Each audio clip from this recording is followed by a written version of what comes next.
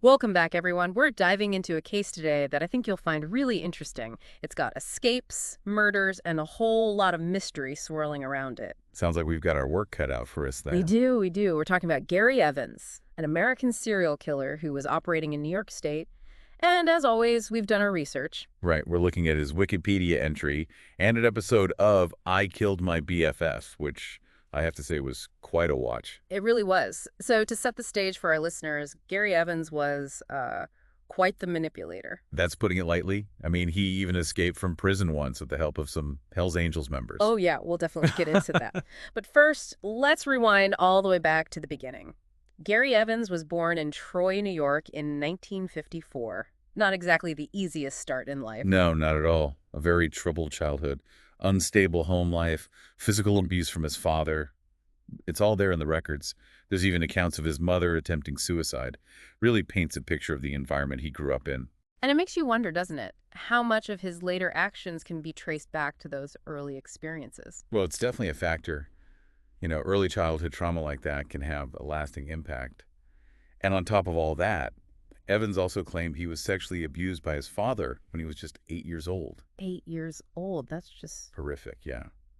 Though it's important to note that these claims were never actually corroborated. Still, adds another layer to an already complicated picture. Absolutely. And even at that young age, there were already signs that something wasn't quite right. I mean, he was caught stealing a bunch of jewelry when he was only 8. That's not exactly typical childhood behavior. No, it's not. And then later in school, there was the shoplifting, stealing small items. It's like a pattern was already starting to emerge, even then. Testing boundaries, seeing how far he could push things. And as he got older, those transgressions, they just became more and more serious. Exactly. So his parents divorced when he was 14. His mother remarried a couple of times and struggled with alcohol abuse. Doesn't sound like there was a whole lot of stability for him. No, not at all. And then at 16, boom, arrested for breaking and entering. Ends up spending some time in a juvenile detention center. Yeah, that first real brush with the law. It's a turning point for a lot of people. For some, it's a wake-up call. But for others, it's just the beginning of a much longer journey down a dark path. And in Evan's case, it seems like it was the latter. By the mid-1970s, he was basically living as a vagrant, committing robberies and thefts with a couple of friends, Michael Falco and Timothy Reisdorf. Ah, yes. Falco and Reisdorf. Yeah. These two become key figures in Evan's story. And his criminal activities, they weren't exactly petty theft anymore. We're talking serious stuff. He was in and out of prison constantly. Clinton Correctional Facility, Attica. Some of the most notorious prisons in the country. Maximum security. You don't end up in places like that for stealing candy bars. You don't. And then, of course, there's that whole Hells Angels connection. That first escape from custody. That was them, wasn't it? It was. And it really speaks to the kind of network he was building within the criminal world. He was forming alliances, learning the ropes. And as if that wasn't enough, he also spent some time Yeah. incarcerated with David Berkowitz, the son of Sam killer. It's almost hard to believe, right? All these infamous figures thrown together in the same place. Makes you wonder what kind of conversations were happening behind those bars. A meeting of criminal minds. But all those early crimes, they were mostly theft and robbery. It's in 1985 that things take a really dark turn. That's when he commits his first murder. And the victim, none other than Michael Falco, his partner in crime. Yeah, the story goes that Evans built this homemade silencer for his pistol, shot Falco in their shared apartment. And then, to cover up the crime, he used a chainsaw to dismember the body. It's a level of brutality that's just chilling. To think of the planning, the cold-heartedness involved. And then he ropes Timothy Reisdorf into helping him dispose of the body. Right, so he calls on the friend of the man he just murdered to help him cover it up. That's cold. They drove all the way down to Florida, where Evans had some family, and buried the remains in the backyard. Like it was nothing. Just another day. It's unsettling. But here's the thing.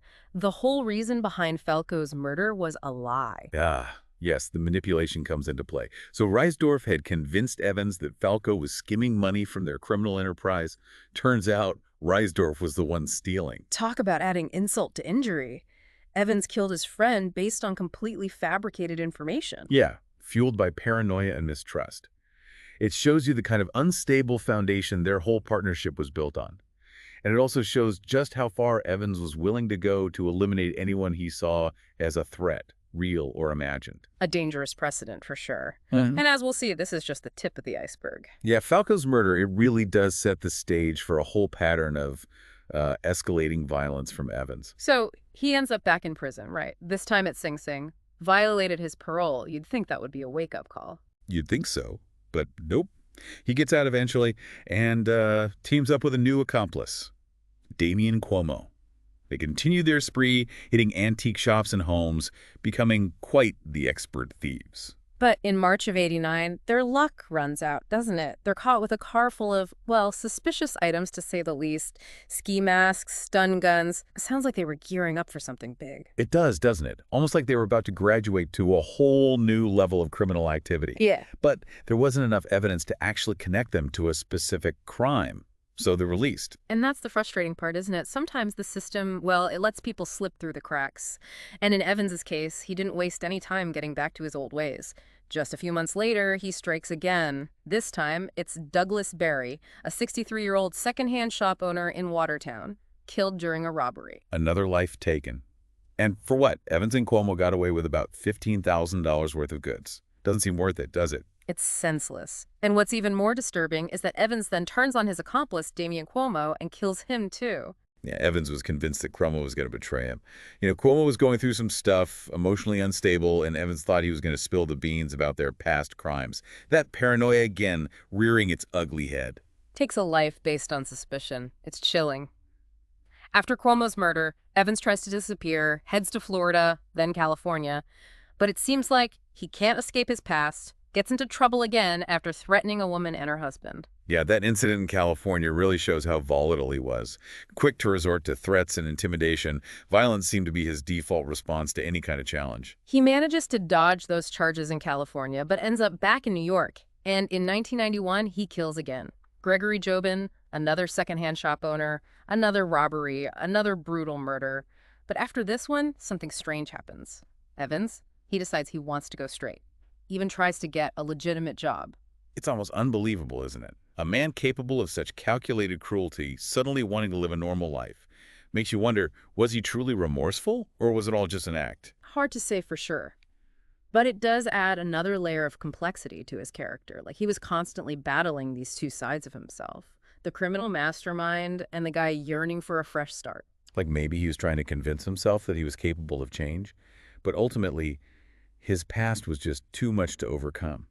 Because those attempts at normalcy, they're short-lived. Oh, yeah. He gets caught stealing a marble tombstone from a cemetery.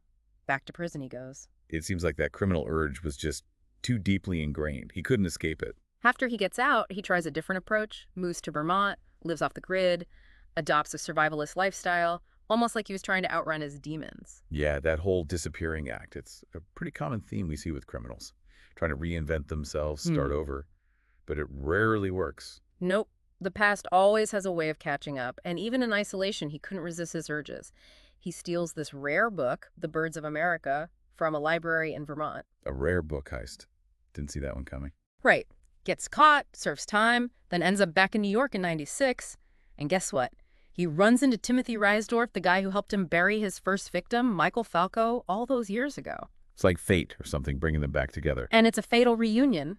Evans, always the suspicious one, gets it into his head that Reisdorf is going to turn him in for Falco's murder. That paranoia never really went away, did it? Nope. So in October 1997, Evans kills Reisdorf, dismembers the body, buries it, just like he did with Falco. It's like a haunting echo of his past.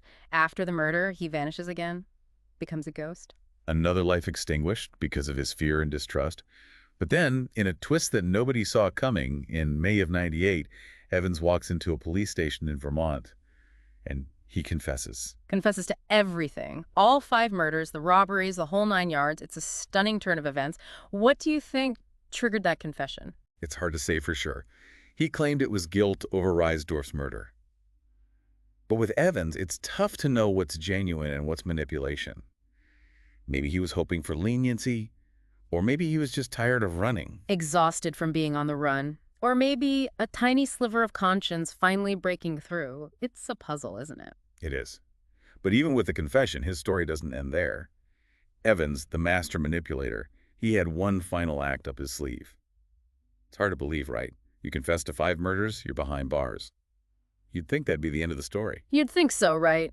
But not for Gary Evans. He had a knack for keeping us all on our toes, didn't he? He did. So picture this. August 14th, 1998. Evans is being transported from the Albany County Jail to Troy for a court appearance. Okay, standard procedure. Right, totally. But then, during the transport, he manages to escape. Escape from a prison transport van? I mean, come on, those things are supposed to be like fortresses on wheels. I know, right? Yeah. But somehow, Evans pulls it off. And get this, he had help. From the inside, no less. The Hells Angels again. Those guys were really committed to keeping this guy out of prison. Well, this time it wasn't the Hells Angels, actually. It seems Evans had been getting a little creative during his time in jail. He'd smuggled a key into the van. Smuggled a key? How? They think he'd been hiding it, get this, in his nose. His nose. Okay, that takes some serious commitment. But even with a key, how do you escape from a moving prison van? Well, he managed to unlock his restraints with the key. Then he smashed the van window, jumped out, and ran for it. While the van was still moving, that's insane. He was a desperate man. And adrenaline does crazy things to people, I guess. He ran towards the Menands Bridge and jumped right over the railing into the Hudson River. Into the Hudson? Wow. That part of the river, it's pretty shallow, isn't it? It is. And he hit the water hard. Massive head injuries. He died shortly after. So initially, everyone thought it was suicide, a desperate final act. But the official ruling was actually a bit more complicated. Oh, so. They ruled it a suicide. A suicide? But he escaped the van. That doesn't really sound like a suicide. I know, it's confusing, right? But here's the thing. Before the escape, Evans had sent letters to friends and acquaintances. And in these letters, he expressed remorse for his crimes. He talked about how he couldn't handle the isolation of prison. So maybe he'd been planning this all along. The escape, the jump, the whole thing. Maybe it was his way of ending things on his own terms. It's possible. I mean, the timing of those letters, it's suspicious, isn't it? It's like he was trying to control the narrative, even in death. It's hard to know what to believe with a guy like Evans. Was he truly remorseful, or was this just another manipulation, another way to get inside people's heads? We'll never know for sure. And that's what makes this case so fascinating. We're left with more questions than answers. Was the escape a genuine attempt to break free? Or a carefully planned suicide? Was he a cold-blooded killer? Or a troubled soul haunted by his past? A real enigma, that's for sure. But one thing's for certain, his story is a tragic one. A reminder that even in the darkest corners of humanity, there's a complexity that we may never fully understand. Well, folks, that's Gary Evans. A life of crime, manipulation, violence, and ultimately self-destruction. We hope you found this deep dive into his case as intriguing as we did. It certainly makes you think, doesn't it? It does. It reminds us that there's still so much we don't know about the human mind, and how sometimes the line between good and evil can be awfully blurry. Until next time, stay curious, everyone, and maybe keep an eye out for any stray keys. You never know who might be hiding them where.